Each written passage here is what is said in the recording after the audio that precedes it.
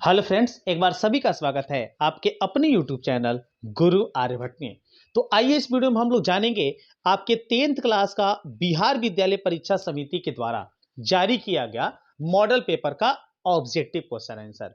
इस क्वेश्चन में हम आपको टोटल 80 के 80 क्वेश्चन का आंसर सॉल्यूशन के साथ और डिटेल्स में समझाने वाले हैं। तो वीडियो को अंत तक देखें और एक काम और कर सकते हैं आप कि इस पेपर में आप कितने प्रश्नों का सही आंसर दे पाते हैं, इसका भी आप एक एक करके मिलान करते जाते हैं। तो बिना विलंब किए आइए देखते हैं कि इस ऑब्जेक्टिव क्वेश्चन के सेशन में पहला जो प्रश्न है वो क्या है। ये रहा आपके स्क्रीन पर। पहला क्वेश्चन बिहार विद्यालय परीक्षा समिति के द्वारा जो सेट किया गया था वो ये है कि निम्नलिखित में किसका अपवर्तनांक अधिक होता है। तो अगर इस प्रश्न का आंसर जानेंगे तो इस प्रश्न का आंसर होगा ऑप्शन नंबर बी, हीरा का। ऐसे हीरा का होता कितना है, अगर इस बात को विचार करें तो हीरा का अपवर्तनांक जो होता है वो लगभग होता है 2.42। अगर बात करें हवा का तो हवा का अपवर्तनांक 1 होता है, सीसा का अपवर्तनांक होता है 1.5 और जबकि जल का अपवर्तनांक होता है 1.33। तो इन सभी आंकड़ों में देखें तो 2.42 सबसे ज्यादा होता है, इसलिए इसका राइट आंसर होगा ऑप्शन नंबर बी। आइए मिलान करिए दूसरा क्वेश्चन और दूसरे क्वेश्चन का क्या जवाब होगा, आइए इसको समझते हैं। अवतल दर्पण की फोकस दूरी होती है, तो याद रखेंगे कि अवतल दर्पण हो या लेंस, उसकी फोकस दूरी हमेशा और हमेशा ऋणात्मक होती है, इसलिए इस प्रश्न का राइट आंसर होगा ऑप्शन नंबर बी।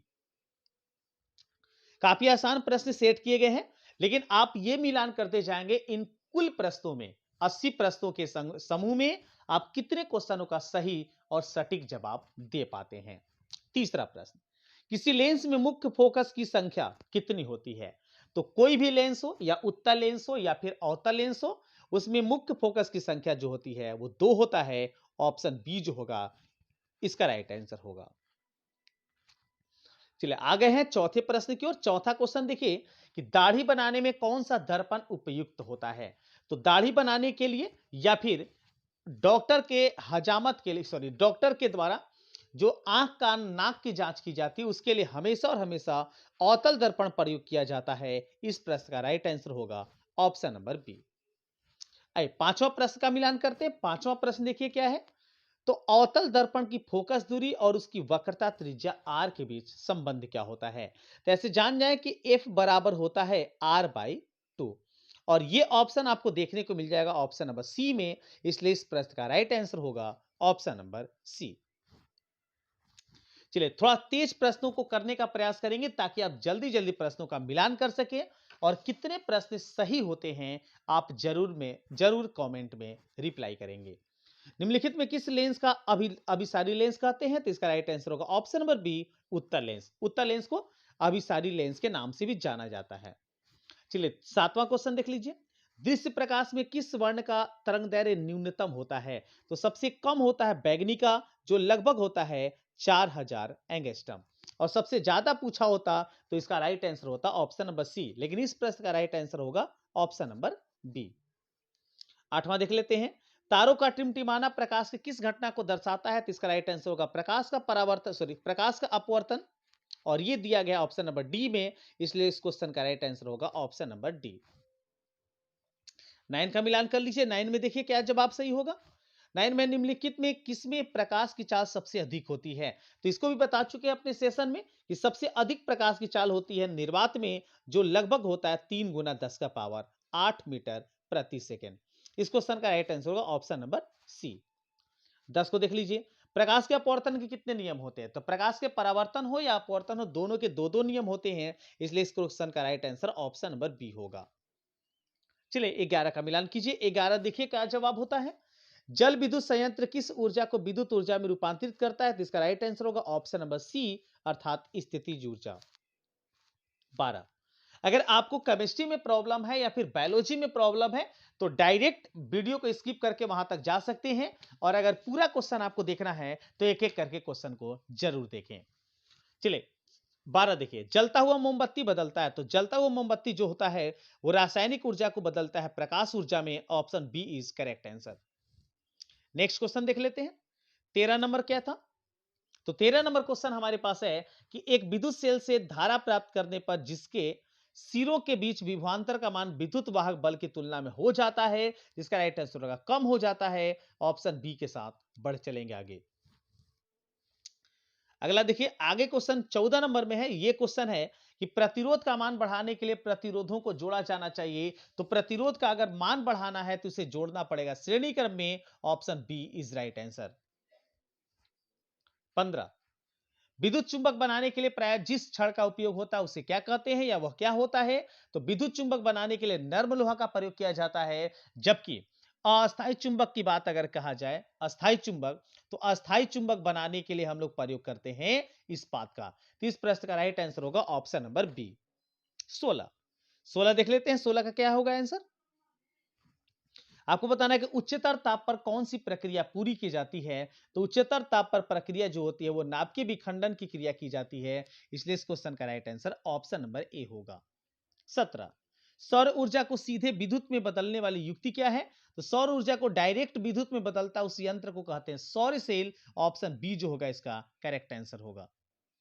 चलिए जल्दी जल्दी क्वेश्चन को करते जाइए और काफी मजा आने वाला है सेशन में, इसलिए वीडियो को अंत तक देखें, पूरा देखें। पवन विद्युत जनित्र में पवन की चाल कम से कम कितनी होनी चाहिए। तो इसका राइट आंसर होगा 15 किलोमीटर प्रति घंटा, जो कि किसी ऑप्शन में नहीं है, इसलिए इसका राइट आंसर होगा ऑप्शन नंबर डी, इनमें से कोई नहीं। 19 देख लेती है। 19 है कि सेल का विद्युत वाहक बल क्या है।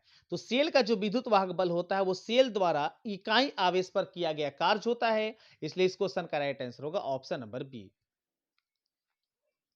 चलिए 20 का मिलान कीजिए, 20 में क्या जवाब आप दे पाते हैं ये देखेंगे। घरेलू परिपथ में मुख्य रूप से किसकी आपूर्ति होती है। तो घरेलू जो परिपथ होता है उसमें प्रत्यावर्ती धारा की आपूर्ति होती है, इसलिए इस प्रश्न का राइट आंसर होगा ऑप्शन नंबर ए। 21 को देखते हैं। वर्ण विक्षेपण असंभव है। वर्ण विक्षेपण जो होता है वो कब असंभव है। तो जब प्रकाश की किरणें आर पार क्रॉस होती हैं तब जाके वर्ण विक्षेपण संभव होता है, लेकिन यहां फाइबर में प्रकाश आर पार नहीं जा सकती है, इसलिए इस क्वेश्चन का राइट आंसर होगा ऑप्शन नंबर डी, फाइबर में संभव नहीं है। 22 को देख लीजिए।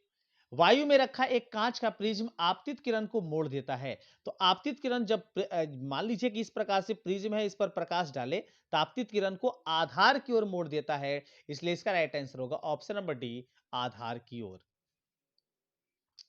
चलिए इसके बाद हमारे पास यहां से केमिस्ट्री के प्रश्न क्वेश्चन शुरू होते हैं। देख लेते हैं केमिस्ट्री में कैसे कैसे प्रश्न आप लोग के लिए सेट किए गए हैं। अगर आप 5 सालों का मॉडल पेपर जो बिहार विद्यालय परीक्षा समिति के द्वारा जारी किया गया है उसको देख लेके और उसको समझ लेते हैं तो जान जाइए कि 70% तैयारी आपकी नॉर्मली हो जाती है। और इस चैनल पर सारे वीडियो अपलोड किए जा चुके हैं, अगर अभी तक आप उसे नहीं देखे हैं तो इसका लिंक डिस्क्रिप्शन बॉक्स में आपके लिए दिया गया है, आप जाके एक एक करके देख सकते हैं। आपको बताना है इसमें क्या है। तो जेडेन प्लस ऑक्सीजन का योग होता है तो बनता है जेडेनओ। तो किस प्रकार की अभिक्रिया है। तो इसमें देखिए ऑक्सीजन का संयोग हो रहा है, इसलिए इस अभिक्रिया का हम नाम देंगे उपचयन अर्थात ऑक्सीकरण, इसलिए इस क्वेश्चन का राइट आंसर होगा ऑप्शन नंबर डी। 24 देखिए। खाने वाला सोडा का रासायनिक सूत्र क्या होता है। तो खाने वाला सोडा का कई बार हम आपको अपने सेशन में बता चुके हैं। खाने वाला सोडा का रासायनिक सूत्र है NaHCO3, जिसको सोडियम बाइकार्बोनेट के नाम से भी जाना जाता है। ऑप्शन ए जो होगा करेक्ट आंसर होगा। 25 देखते हैं। कमरे के ताप पर द्रव अवस्था में रहने वाली धातु, याद रखेंगे यहां पर आपको मेटल के बारे में पूछा गया है, इसलिए इसका राइट आंसर होगा ऑप्शन नंबर बी, पारा। जबकि अधातु पूछा होता तो आपका जवाब हो जाता ब्रोमीन, जिसका संकेत होता है Br। 26 देखिए। 26 क्या है। तो 26 में आपसे यह सवाल पूछा गया है कि आवर्त सारणी के शून्य समूह का तत्व कौन सा है। तो 18वें वर्ग को हम लोग शून्य समूह के नाम से जानते हैं और उसमें निष्क्रिय गैस को रखा गया है, इसलिए इस प्रश्न का राइट आंसर होगा हीलियम। ऑप्शन बी के साथ बढ़ेंगे आगे। 27 देखिए। 27 थोड़ा बड़ा क्वेश्चन है लेकिन काफी आसान। सोडियम कार्बोनेट के जलीय विलयन में मेथिल ऑरेंज का विलयन मिलाने पर विलयन का रंग परिवर्तित होकर निम्नलिखित में कैसा हो जाता है। तो रंग जो होता है वो पीला में कन्वर्ट हो जाता है। ऑप्शन ए के साथ बढ़ चलेंगे आगे। चलिए 28 पर मिलान कीजिए, 28 का जवाब देने का प्रयास कीजिए, इसका जवाब क्या होता है। ग्लोबल वार्मिंग के लिए उत्तरदायी गैस निम्नलिखित में कौन है? तो ग्लोबल वार्मिंग जो होता है, ये होता है मुख्य रूप से कार्बन डाइऑक्साइड के कारण। Option B is right answer. 29, गंधक की परमाणु संख्या कितनी होती है? तो गंधक की परमाणु संख्या 16 होता है, इसलिए हम कहेंगे इस क्वेश्चन का राइट आंसर होगा ऑप्शन नंबर डी। इसी प्रकार के क्वेश्चन आपके एग्जामिनेशन में होने वाले हैं, इसलिए वीडियो को अंत तक देखें। 30, अम्ल का जलीय विलयन विद्युत का संचालन करता है क्योंकि अम्ल जो होता है जल में क्या होता है, तो आयनित होता है, इसलिए इस क्वेश्चन का राइट आंसर होगा ऑप्शन नंबर ए। अगला क्वेश्चन देखिए 31 नंबर आपसे पूछा गया था कि अधिकतर धातुओं के ऑक्साइड होते हैं। तो अधिकतर जो धातुओं का ऑक्साइड होते हैं ये होते हैं क्षारीय, इसलिए इस प्रश्न का सही आंसर होगा ऑप्शन नंबर ए। 32 देख लेते हैं। सोने में निम्नलिखित में कौन सी धातु मिलाकर मिश्र धातु बनाई जाती है? जब सोने के आभूषण बनाए जाते हैं तो उसमें मिश्र धातु के रूप में बनाया जाता है और उसमें मुख्य रूप से कॉपर मिलाई जाती है। ऑप्शन ए के साथ बढ़ चलेंगे आगे। चलिए 33 देखिए, 33 में क्या पूछा गया है और 33 में आपको जवाब देना है क्या है। आपको बताना है NaCl AgNO3 जब रासायनिक अभिक्रिया अर्थात रिएक्शन करते हैं तो बनाते हैं AgCl मतलब NaO3 के तहत। तो आपको यह बता देना है कि ये जो अभिक्रिया है ये कौन सी रासायनिक अभिक्रिया है। तो इसमें देखेंगे कि दो आयन आपस में आदान प्रदान करते हैं, इसलिए इसको कहेंगे द्विविस्थापन अभिक्रिया है। ऑप्शन सी के साथ बढ़ेंगे आगे। 34 देख लेते हैं। 34 से सिलिकॉन है। सिलिकॉन क्या है? ये पिछले साल भी क्वेश्चन पूछा गया था बिहार विद्यालय परीक्षा समिति के फाइनल पेपर में और ये क्वेश्चन काफी ज्यादा इंपॉर्टेंट है। इस क्वेश्चन का राइट आंसर होगा ये एक प्रकार का उप धातु है। Option C is right answer. अगर आप 5 सालों का क्वेश्चन पेपर जो मॉडल पेपर है आप अगर तैयार कर लेते हैं तो पक्का मेरा उम्मीद है कि आप 70% पेपर में आराम से करके ही आएंगे। 35, वे तत्व जिनके बाहरी सेल पूर्ण रूप से भरे होते हैं या पूर्ण भरे होते हैं वो क्या कहलाते हैं? तो वैसे जो तत्व होते हैं वो उत्कृष्ट गैस कहलाते हैं, अर्थात इसका राइट आंसर होगा ऑप्शन नंबर डी, जिसे निष्क्रिय गैस के रूप में भी जाना जाता है। तो 35 का राइट आंसर होगा ऑप्शन नंबर डी। चलिए 36 को देखते हैं। 36 है कि खड़िया का रासायनिक सूत्र क्या होता है? तो खड़िया का रासायनिक सूत्र होता है CaCO3 कैल्शियम कार्बोनेट, जो दिया गया ऑप्शन नंबर डी में। इस प्रश्न का सही आंसर ऑप्शन नंबर डी होगा। 37 देख लेते हैं। निम्नांकित में कौन सबसे अधिक अम्लीय ऑक्साइड है? इसमें सबसे अधिक जो अम्लीय ऑक्साइड के रूप में जाना जाएगा वो जाना जाएगा सोडियम मोनोऑक्साइड अर्थात Na2O। इस तरीके से राइट आंसर होगा ऑप्शन नंबर सी। 38, निम्नलिखित में कौन एल्काइन है? तो आप याद रख लेंगे एल्कीन, एल्कान, एल्काइन, ये तीन जो हाइड्रोकार्बन होते हैं इसके सामान्य सूत्र आपको याद करके ही एग्जामिनेशन में जाने हैं। ऐसे इस प्रश्न का राइट आंसर होगा एल्काइन का, वो होगा ऑप्शन नंबर सी C2H2 अर्थात ऑप्शन सी के साथ बढ़ चलेंगे आगे। 39 में क्या है देख लीजिए। आपको बताना है कि ये जो आपके सामने एक संरचना या फिर संघनित सूत्र दिया गया है इसका IUPAC नाम क्या होगा? तो अगर इसका IUPAC नाम जानते हैं तो इसका IUPAC नाम होगा एथिल मेथिल ईथर अर्थात इसका राइट आंसर होगा ऑप्शन नंबर बी। 40 देखिए, निम्न में कौन यौगिक ईंधन के रूप में इस्तेमाल किया जा सकता है? तो ईंधन के रूप में इस्तेमाल किया जाने वाला जो पदार्थ है वो है एथेनॉल। ऑप्शन सी के साथ बढ़ चलेंगे आगे। अगर आप एग्जामिनेशन में होते तो एग्जामिनेशन में केवल इतने ही क्वेश्चन का जवाब देना होता अर्थात 40, लेकिन इस वीडियो में हम आपको पूरे 80 प्रश्न बताने वाले हैं और 80 प्रश्न पूरे सटीक और सही यहां पर मिलने वाला है। 41 को देख लीजिए। सोडियम हाइड्रोक्साइड जिंक से अभिक्रिया करके निम्नांकित में कौन सा उत्पाद बनाता है? तो इसमें उत्पाद जो बनता है वो दिया गया ऑप्शन नंबर ए में NaZnO2 प्लस हाइड्रोजन। 42, काफी इंपोर्टेंट और काफी प्रचलित क्वेश्चन, धोबिया सोडा का रासायनिक सूत्र क्या है? तो धोबिया सोडा का रासायनिक सूत्र होता है Na2CO3 × 10H2O अर्थात ये दिया गया ऑप्शन नंबर ए में। इस क्वेश्चन का right answer option number A होगा। चलिए 43 को देखिए। 43 भी काफी इंपॉर्टेंट और काफी महत्वपूर्ण क्वेश्चन आपके लिए है। आपको बताना है कि अम्ल राज में सांद्र HNO3 और सांद्र ACl का अनुपात कितना होता है? तो इनका अनुपात जो होता है वो हो जाता है 1:3 अर्थात ऑप्शन ए के साथ चलिए बढ़ते हैं आगे। चलिए 44 को देखिए। 44 है, किसी अभिक्रिया में भाग लेने वाले पदार्थ क्या कहलाते हैं? तो किसी रासायनिक अभिक्रिया में भाग लेने वाले पदार्थ को अभिकारक कहते हैं और जो रासायनिक अभिक्रिया के बाद बनता है उसे उत्पाद कहते हैं। लेकिन इस प्रश्न में हमसे पूछा गया अभिक्रिया में भाग लेने वाले पदार्थ, तो इसका राइट आंसर होगा ऑप्शन नंबर बी, अभिकारक। 45 को देखिए। निम्नलिखित में कौन अम्लीय ऑक्साइड है? इसमें अम्लीय ऑक्साइड बताना है, तो इसका राइट आंसर होगा SO2 अर्थात सल्फर डाइऑक्साइड, ऑप्शन डी के साथ। चलिए बढ़ते हैं इस प्रश्न को भी आगे। अगला क्वेश्चन, 46 नंबर में है। आपको यहां यह बताना था कि निम्नलिखित में कौन सा पदार्थ का जलीय घोल लाल लिटमस पत्र को नीला कर देता है? काफी अच्छा क्वेश्चन, तो इसका राइट आंसर होगा क्षार। लेकिन अगर पूछा होता कि नीला को लाल कर देता है, तो राइट आंसर आपका हो जाता अम्ल। तो इस प्रश्न का मेरा सही आंसर होगा ऑप्शन नंबर बी। चलिए 47 को देख लीजिए। 47 में क्या है? तो स्वस्थ शरीर का सामान्य पीएच मान कितना होता है? काफी महत्वपूर्ण और काफी इंपॉर्टेंट क्वेश्चन। तो स्वस्थ मनुष्य का पीएच मान जो होता है वो 7 से लेकर 7.8 तक होता है। Option C is right answer. 48 को देखिए।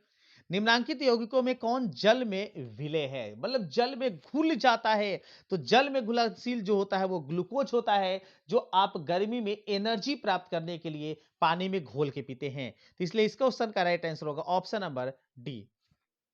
49 पर मिलान कीजिए और 49 का क्वेश्चन देखिए क्या होता है। आप अपना प्रश्न का आंसर मिलाते रहेंगे। आप कितना प्रश्न इस 80 क्वेश्चनों के समूह में कर पाते हैं, यह भी आपको अंत में कमेंट जरूर करना है।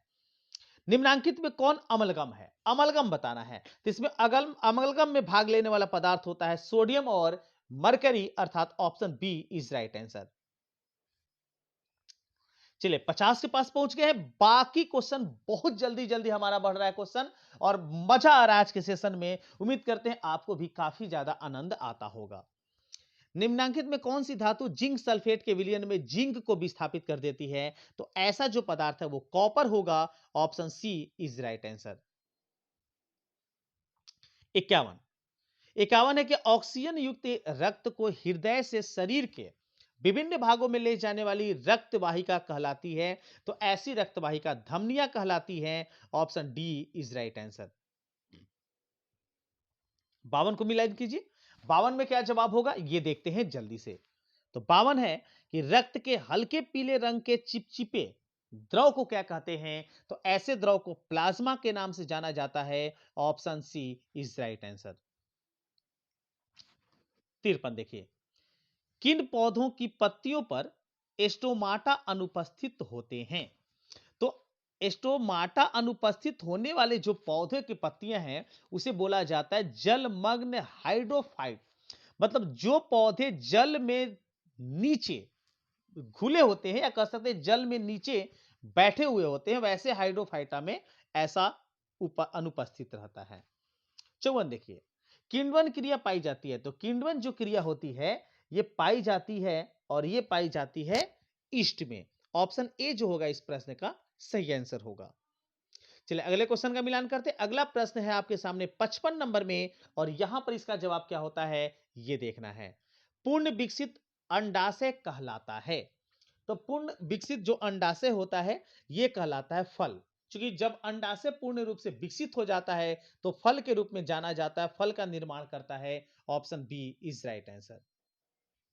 56 देखते हैं। ग्लूकोज का रासायनिक सूत्र क्या होता है? ये सभी को पता है।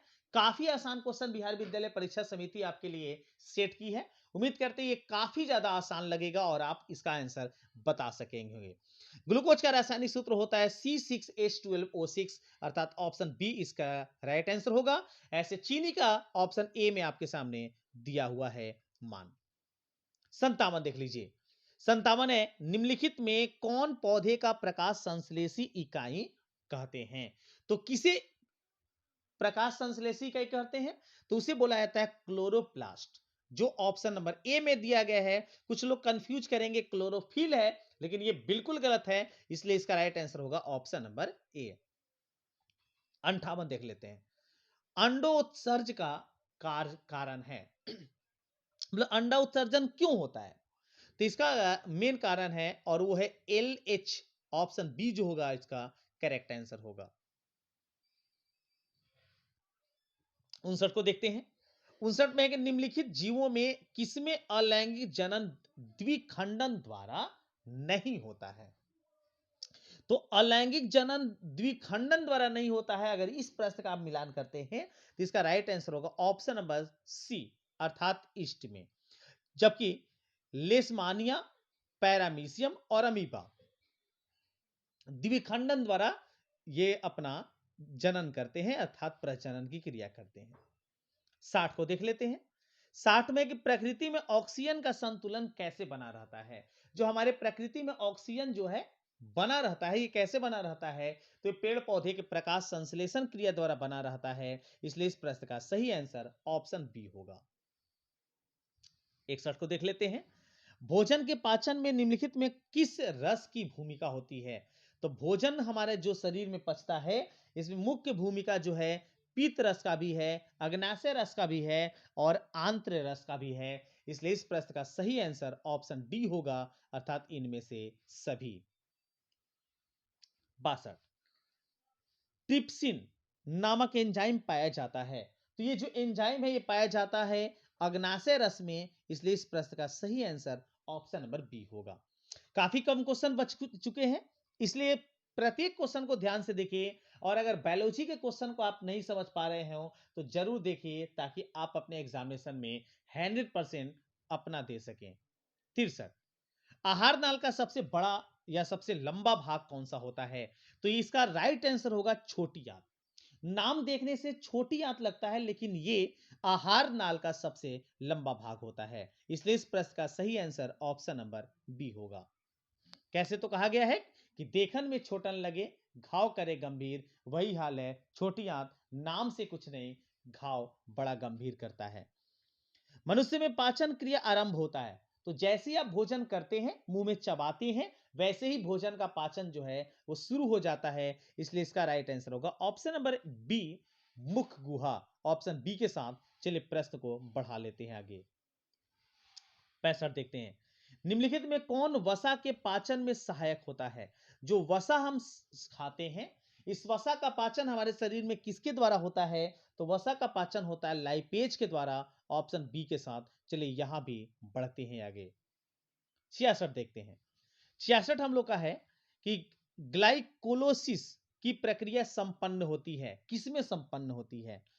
तो ग्लाइकोलिसिस जो है ये हमारे शरीर में संपन्न होता है और कोशिका द्रव्य में संपन्न होता है। इसलिए इस प्रश्न का सही आंसर हम बताएंगे आपको ऑप्शन नंबर बी। या जो भी आपको प्रश्न बताए जाएंगे वो 100% शुद्ध और सटीक बताया जाएगा। इसलिए आप इस पर पूरी तरीके से विश्वास करके अपने एग्जामिनेशन की तैयारी कर सकते हैं। ओजोन परत, इस क्वेश्चन को देखिए। ओजोन परत है, तो ओजोन परत हमारे लिए लाभदायी होता है, मतलब लाभकारी होता है। क्यों लाभकारी होता है? क्योंकि ये सूर्य से आने वाली जो पराबैंगनी किरणें हैं, इसको अवशोषित करके और कई प्रकार के चर्म रोगों से इस धरती को बचाती है। इसलिए इस प्रश्न का सही आंसर होगा ऑप्शन नंबर सी। 68 को देख लीजिए। निम्नलिखित में कौन फूल में नर प्रजनन अंग है? तो नर प्रजनन अंग जो होता है वो पुंकेसर होता है। इसलिए इस क्वेश्चन का right answer option number A होगा। चलिए इसके बाद अगला क्वेश्चन देखिए।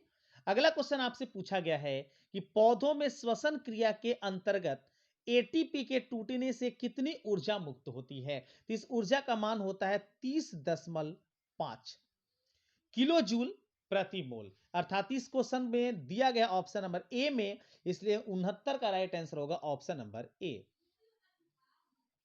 चलिए 70 प्रश्न को देख लेते हैं। 70 नंबर काफी जल्दी हम लोग लास्ट में अब आने चले हैं। अब प्रश्नों का क्रम जल्दी जल्दी समाप्त होने वाला है। एथाइल अल्कोहल किस प्रकार के श्वसन से बनता है? तो एथाइल अल्कोहल जो है ये बनता है अवायवीय श्वसन से। इसलिए इस क्वेश्चन का right answer option number B होगा। 71 को देखिए। 71 है कि रक्त में उपस्थित कौन सी कणिका श्वसन गैसों के परिवहन में भाग लेती है? तो ये भाग लेने का जो श्रेय जाता है ये जाता है लाल रक्त कणिका को। ऑप्शन ए जो होगा इस प्रश्न का एकदम सही उत्तर होगा। चलिए 72 को मिलान कीजिए। पादप अपशिष्ट जमा होते हैं। जो पादप के अपशिष्ट पदार्थ होते हैं वो कहां जमा होते हैं? तो वो जमा पत्तियों में भी होते हैं, छाल में भी होते हैं और कोशिका रिक्तिकाओं में भी होते हैं। इसलिए इस क्वेश्चन का सही आंसर हम बताएंगे इनमें से सही भी में, अर्थात option D is correct answer. चलिए इसके बाद देखिए 73 अर्थात 73 नंबर क्वेश्चन। मनुष्य की आहार नाल का कौन सा भाग किसी एंजाइम को स्रावित नहीं करता है? तो इसका राइट आंसर होगा ऑप्शन नंबर बी, ग्रास नली। ऑप्शन बी जो होगा इस प्रश्न का बिल्कुल सही उत्तर होगा। 71 को देख लीजिए। 71 के मुक्त की सांद्रता, मूत्र जो होता है उसकी सांद्रता किसकी उपस्थिति पर निर्भर करता है? तो मूत्र की सांद्रता जो है वो एडीएच पर निर्भर करता है। इस प्रश्न का सही आंसर हम बताएंगे आपको ऑप्शन नंबर बी। 75 देखिए, कौन सा हार्मोन पौधे की वृद्धि से संबंधित नहीं है? मतलब कौन सा ऐसा हार्मोन है जो पौधे में वृद्धि का उत्तरदायित्व नहीं रखता है? तो ऐसे इस प्रश्न का राइट आंसर होगा एवसिसिक अम्ल। Option D is right answer, क्योंकि ऑक्सीन, साइटोकाइनिन और जेब्रेलिन ये तीनों उत्तरदायी होते हैं, इसलिए इस प्रश्न का आंसर डी होगा। चलिए अगला क्वेश्चन देख लीजिए। अगला क्वेश्चन आपके सामने 76 नंबर में है कि मानव हृदय किस तंत्र का भाग है? तो मानव हृदय जो होता है वो परिवहन तंत्र का भाग होता है। Option D is right answer. चलिए इसके बाद देखते हैं 77 नंबर क्वेश्चन, और इसके बाद हम केवल 3 प्रश्न दूर रहेंगे अपने आज के इस पूरे सेशन से। जीव विज्ञान की वह शाखा जो गुणों के वंशानुक्रम के अध्ययन से संबंधित है उसे क्या कहते हैं? यह प्रश्न पूछा गया है, तो उसे बोला जाता है आनुवंशिकी। अर्थात इस प्रश्न का सही आंसर होगा ऑप्शन नंबर बी। चलिए 78 को देख लीजिए। 78 आपका है कि श्वसन क्रिया में निम्नांकित में किस गैस को ग्रहण किया जाता है? तो श्वसन क्रिया जो हम सांस लेते हैं तो सब कोई जानता है इसमें ऑक्सीजन को ग्रहण किया जाता है। ये तो काफी आसान प्रश्न पूछ दिया गया था आपसे, इसलिए इस क्वेश्चन का राइट आंसर होगा ऑप्शन नंबर बी। और छोड़ने की क्रिया कौन सी होती है? तो कार्बन डाइऑक्साइड छोड़ते हैं। चलिए सेकंड लास्ट क्वेश्चन की ओर आ गए हम। ग्लूकोज में कार्बन के कितने परमाणु होते हैं? तो ग्लूकोज में कार्बन के जो परमाणु होते हैं उनकी संख्या होती है 6। अर्थात इस प्रश्न का सही आंसर होगा ऑप्शन नंबर बी। चूंकि अभी अभी ग्लूकोज जाने थे जिसमें आप जाने थे C6H12 और उसके बाद जाने थे O6। तो इसमें आपसे पूछा गया कार्बन, तो कार्बन कितने होते हैं? 6 होते हैं। आ गए हैं आज के अंतिम क्वेश्चन की ओर, और काफी जल्दी, उम्मीद करते हैं काफी जल्दी आप इन प्रश्नों का उत्तर देने की क्रिया कर चुके होंगे, और उम्मीद करते हैं आज का ये सेशन आपको काफी ज्यादा आनंद आया होगा। अगर मेरे चैनल पर नए हैं तो जरूर चैनल को सब्सक्राइब करते जाएंगे और वीडियो को लाइक जरूर करेंगे। अब आते हैं आज के अंतिम क्वेश्चन की ओर, और इसका जवाब जानते जाइए, और इस वीडियो में बने रहने के लिए आपको धन्यवाद। मस्तिष्क में अनैच्छिक क्रियाओं का नियंत्रण केंद्र अवस्थित है। कहां अवस्थित है? तो इस प्रश्न का राइट आंसर होगा मेंडुला में, इसलिए इस प्रश्न का सही आंसर होगा ऑप्शन नंबर ए। तो आपको इस वीडियो को पूरा देखने के लिए बहुत बहुत धन्यवाद। मिलते हैं एक नए वीडियो में और एक नए टॉपिक के साथ। तब तक सभी को वंदे मातरम।